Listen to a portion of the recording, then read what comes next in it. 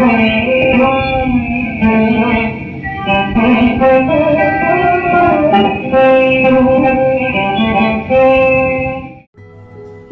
आप सभी का। आज प्रस्तुत करती हूँ निर्मला उपन्यास का 13वां भाग। जो कुछ होना था हो गया, किसी की कुछ न चली। डॉक्टर साहब निर्मला की देह से रक्त निकालने की चेष्टा कर ही रहे थे कि मनसाराम अपने उज्जवल चरित्र की अंतिम झलक दिखाकर इस भ्रम लोक से विदा हो गया।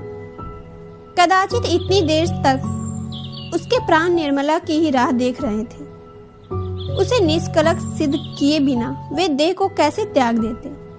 अब उनका उद्देश्य पूरा हो गया। मुंशी जी को निर्मला के निर्दोष होने का विश्वास हो गया, पर कब?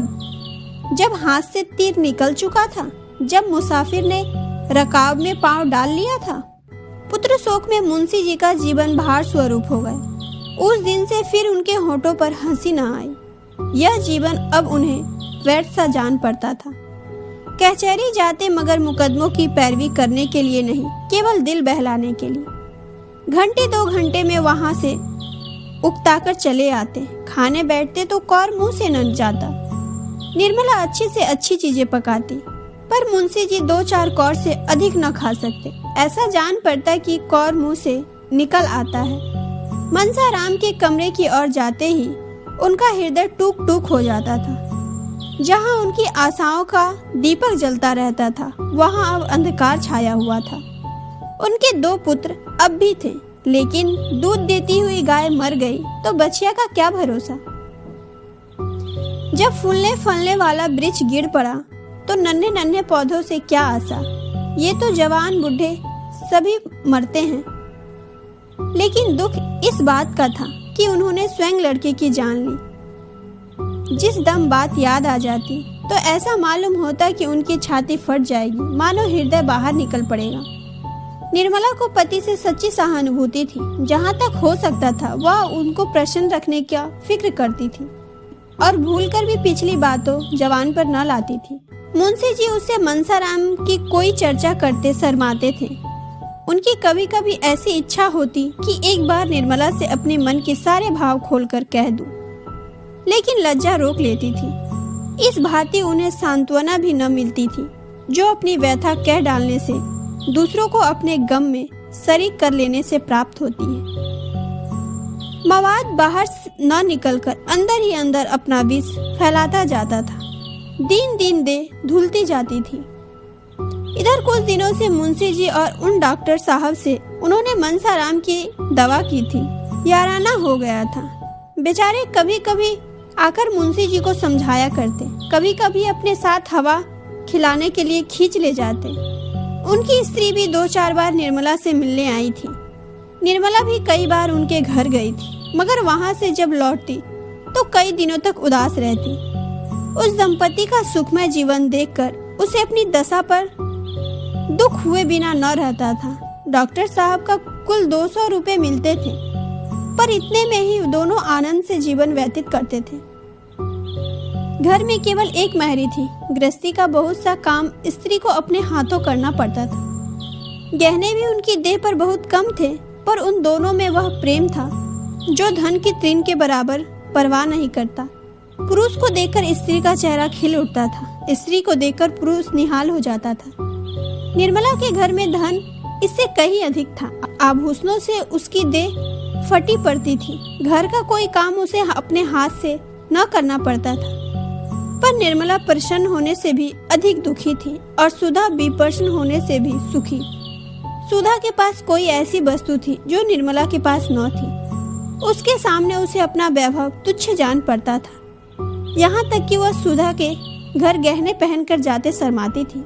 एक दिन निर्मला डॉक्टर साहब के घर आई तो उसे बहुत उदास देखकर सुधा ने पूछा, बहन आज तुम उदास हो? वकील साहब की तबीयत तो अच्छी है ना? निर्मला, क्या करूं सुधा, उनकी दशा दिन पर दिन खराब होती जाती है। कुछ कहते नहीं बनता। न जाने ईश्वर को क्या मंजूर है। सुधा, हमारे बाबूजी तो कहते हैं कि उन्हें कहीं जलवायु बदलने के लिए जाना जरूरी है, नहीं तो कोई भयंकर रोग खड़ा हो जाएगा। कई बार वकील साहब से कह भी चुके हैं, पर वह यही कह दिया करते हैं कि मैं तो बहुत अच्छी तरह हूँ, मुझे कोई शिकायत नहीं। आज तुम कहना। निर्मला, जब डॉक्टर साहब की नहीं सुने तो मेरी सुनेंगे? यह कहते कहते निर्मला की आंखें डबडबा गई। जो शंका इधर महीनों से उसके हृदय को विकल करती रहती थी, मुंह से निकल पड़ी। अब तक उसने उस शंका को छिपाया था, पर अब न छिपा सकी। बोली, बहन, मुझे लक्षण खुद अच्छे नहीं मालूम होते, देख भगवान क्या करते हैं। सुधा, तुम आज उनसे खूब जोर देकर कहना कि जलवायु बदलने चाहिए। 2-4 महीने बाहर रहने से बहुत सी बातें भूल जाएंगी। मैं तो समझती हूँ शायद मकान बदलने से भी उनका शोक कुछ कम हो जाएगा। तुम कहीं बाहर जा भी न सकोगी। यह कौन सा महीना है निर्मला?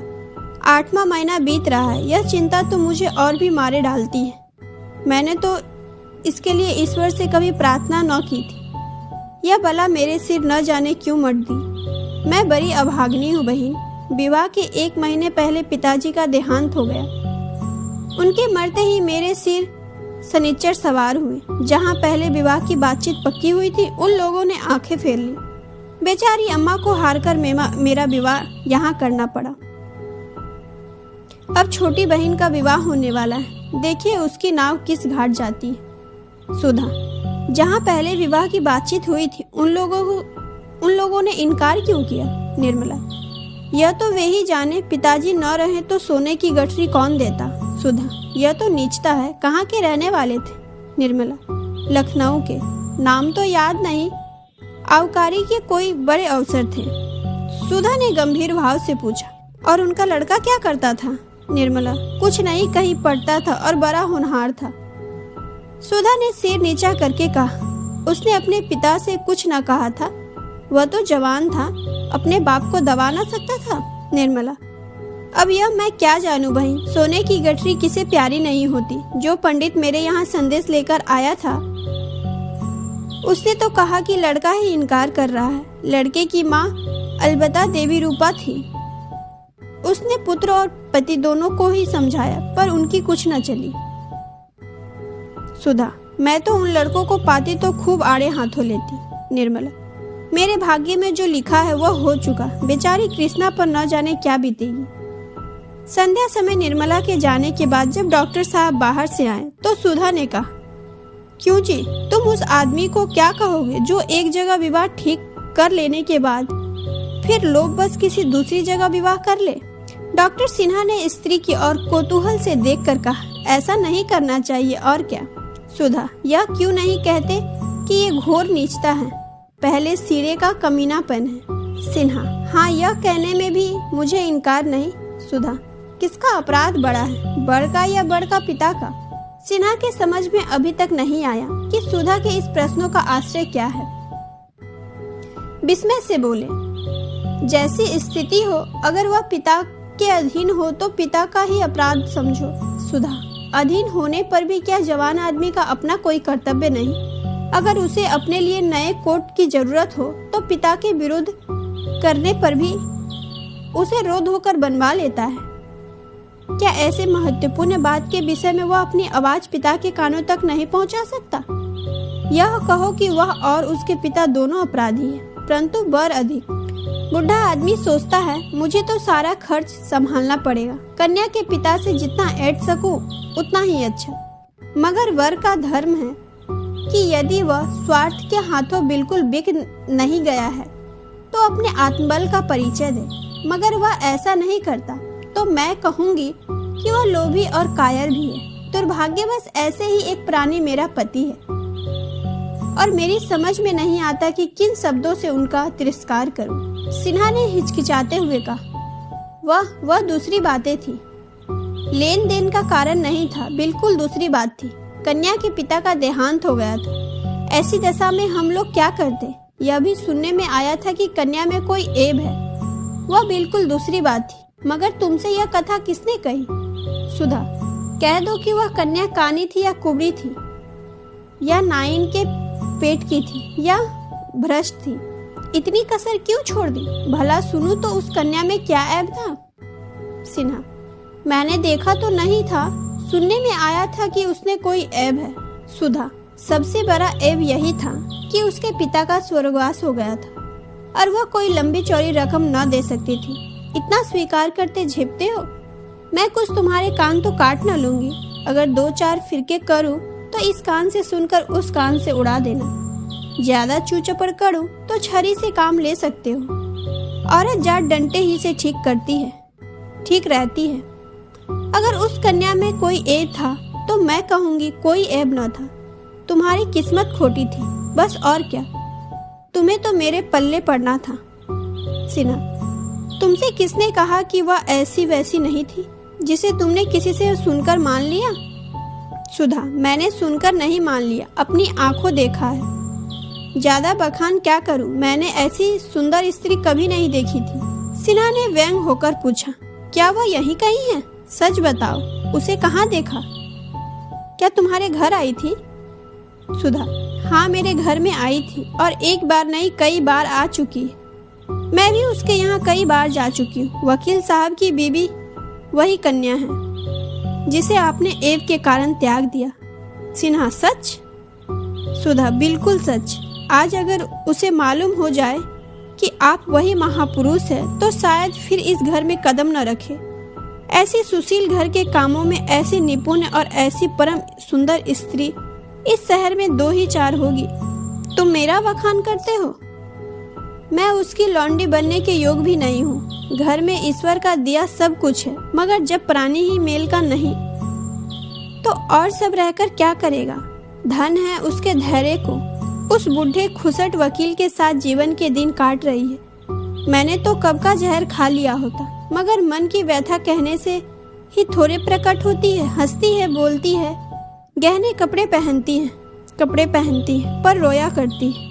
सिन्हा, वकील साहब की खूब शिकायत करती होगी। सुधा, शिकायत क्यों करेगी? क्या वह उसके पति नहीं? संसार में अब उसके लिए जो कुछ है वकील साहब ही है। वह बूढ़े हो या रोगी, पर है तो उसके स्वामी ही। कुलवती स्त्री पति की निंदा नहीं करती, ये कुलटाओं का काम है। वह उनकी दशा देखकर कूटती है पर मुंह से कुछ नहीं कहती। सिन्हा, इस वकील साहब को क्या सूझी थी इस उम्र में विवाह करने चले? सुधा, ऐसे आदमी न हो तो गरीब कुआरियों का नाव पार कौन लगाए? तुम और तुम्हारे साथी बिना भारी गठरी लिए बात नहीं करते तो फिर ये बेचारे किस घर जाए?